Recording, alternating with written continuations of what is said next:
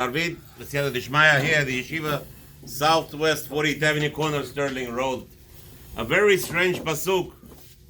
Pasuk over here, the Vaishlach says, "Vayashuva malachim el Yaakov," and came back the angels to Yaakov, lemor, banu el achicha el Esav. We came to your brother who is still Esav. Gam haolech likratcha ve'arba me'ot ish imo, and they're coming back with 400 men.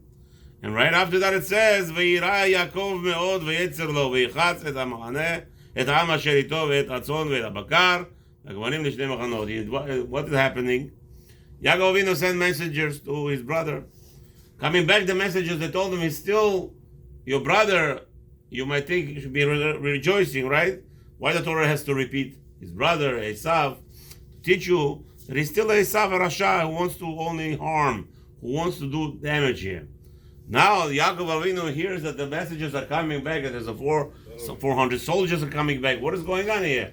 And Yaakov is doing what the pasuk tells us? He is fearful.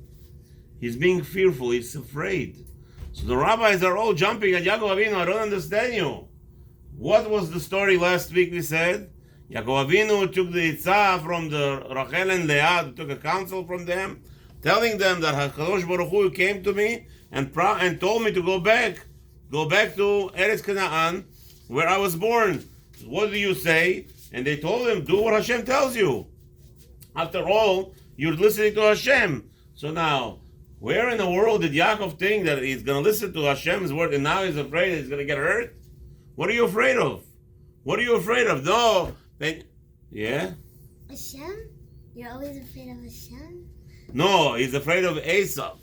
He's afraid of being hurt by Esav, which doesn't make sense. If Hashem promised him, go back home, that means nobody's going to harm him. What if and Hashem says, I'm with you. Hashem is promising you. A king of the world is promising you. I'm with you. What are you afraid of?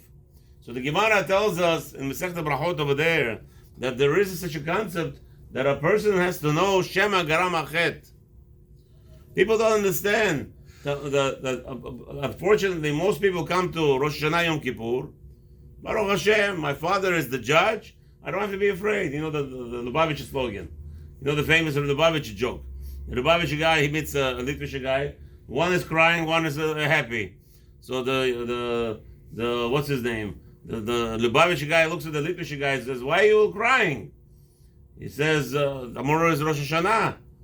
And so the Litvish guy says to the Lubavitch guy, "So why are you laughing?" He says, "Tomorrow is Rosh Hashanah." So again, I don't understand. Tomorrow we're being judged. He says, aren't you afraid? The Litvish guy to the rabbi, to the Lubavitch rabbi says, aren't you afraid tomorrow they're going to judge you? They're going to, who knows what's going to happen the whole next year? Look what happened at Tzarenu Rav, October 7th, everybody's talking about. What happened? It was done and decreed on Rosh Hashanah. The Lubavitch rabbi looks at the Litvish guy and says, no, you have a problem. I understand you're afraid, but the judge, they forgot to tell you that the judge is my father, so I'm more enjoying. No, Habibi. Even though, but he's still judge. HaKadosh Baruch Hu is sinning and he's judging. Yaakov Avinu is afraid. Says Shema Garam Achet. We don't understand that by tzaddikim, HaKadosh Baruch Hu judges tzaddikim for kichut sa'ara. Why? Because he doesn't want to have any reason. He's not going to have anything to ta'anayin to Hashem. What does that mean?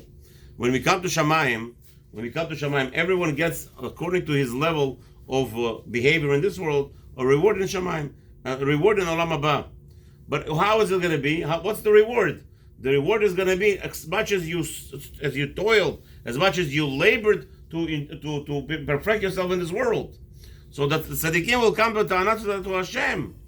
They'll say to Hashem, I don't understand you, Hashem. You know that I want to get a bigger reward. I want to get a better reward. Why don't you give me more tests? You hear? Like the famous saying. There was a person who died. He died.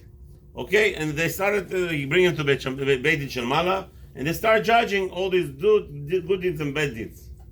Okay, and they're judging, and the scale is even so far.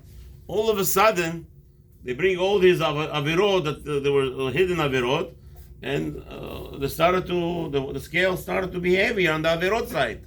if his avirot outweigh the mitzvot, he goes to Gehinnom. They're going to burn him. He's a rasha, so he's afraid. What is he afraid? He doesn't know what to do. The scale is here. So now the judge says, anything else? Anybody else? Anything else to add? No, the Beit Din is quiet. Nobody's talking. He takes a gravel. He's about to hit the judgment. Rasha, the avirot outweighed. What happened? And the person is there sitting, is crying. He doesn't know what to do. So all of a sudden a malach comes and he says, wait a minute, what happened? Let's weigh all his suffering. All his life he had suffering. Nebuch. He had a problem with the food. He had a problem with his nose. He had a problem with his headache. He had a problem with his heart. He had a problem, all the suffering. So let's say his wife drove him nuts. His children drove him crazy, and he didn't have success with his boss. So, people were making fun of him. So they started to accumulate. Here, there's a scale. You hear what's happening? Look over here. The scale is starting going down. Another suffering, and the scale is right here. It's right here, the scale. And the malach says, any more? And it's stuck right here. He looks up to Shavayim and he says, Hashem, you couldn't give me more suffering? Here's the Tana. You hear the claim? You could have given me more suffering. It would have been better. We don't know nothing. You always have to be afraid. So Yaakov Avinu is showing us, we don't know where we're holding. Even though Hashem, a month ago, whatever, a long time it takes to travel, right? And don't forget, Hashem, if anything, we already have that Yaakov Avinu was very rough to his father-in-law. You think it's nice? He says, no, last week at the end, did you find anything? Yaakov Avinu lost it says over there. So maybe that could be the chance. Maybe that was the reason why he was afraid. Maybe now, because he spoke to his father-in-law, maybe there is a little bit that his father-in-law got offended. And so we have to know that every detail counts, and that's what Yaakov is afraid. Even though Hashem promised him that everything's going to be good, but still is afraid because who knows on what level we are and what level is expected of us, what behavior is expected of us. Hashem, have a wonderful night.